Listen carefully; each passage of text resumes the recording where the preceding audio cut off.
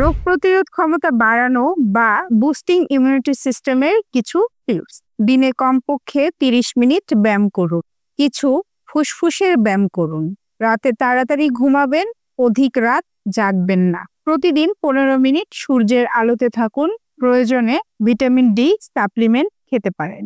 লেবু, কমলা, আঙ্গুর, আমলকি, আমড়া এর পাশাপাশি প্রয়োজনে ভিটামিন সি ট্যাবলেট খাবেন।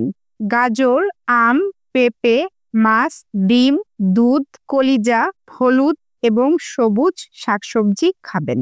ভিটামিন ই এর ঘাটতি কমানোর জন্য কুমড়া, কাজু বাদাম, চীনা বাদাম, টমেটো ও সূর্যমুখী তেল খাবেন। রসুন, আদা, বাদাম, চিয়া সিড খাবেন জিঙ্কের ঘাটতি কমাতে। দৈনিক অন্তত 1 চামচ মধু খাবেন।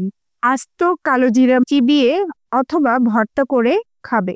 তরকারিতে এবং চায়ের সাথে অবশ্যই আদা খাবেন। নিয়মিত টক দই খাবেন। সাধারণ চা বাদ দিয়ে গ্রিন টি খাওয়ার অভ্যাস করুন। সবুজ ফলমূল এবং শাকসবজি খাওয়ার অভ্যাস করুন। লবণ, চিনি, ফাস্টফুড, তৈলাক্ত খাবার, প্রক্রিয়াজাত খাবার এড়িয়ে চলুন। পর্যাপ্ত পানি পান করবেন। দুশ্চিন্তা করবেন না। মানসিক শক্তি বাড়ান। হতাশ হবেন না। ধূমপান ছাড়ুন। অ্যালকোহল ছাড়ুন। ওজন নিয়ন্ত্রণে রাখুন। ক্রনিক রোগ নিয়ন্ত্রণে রাখুন।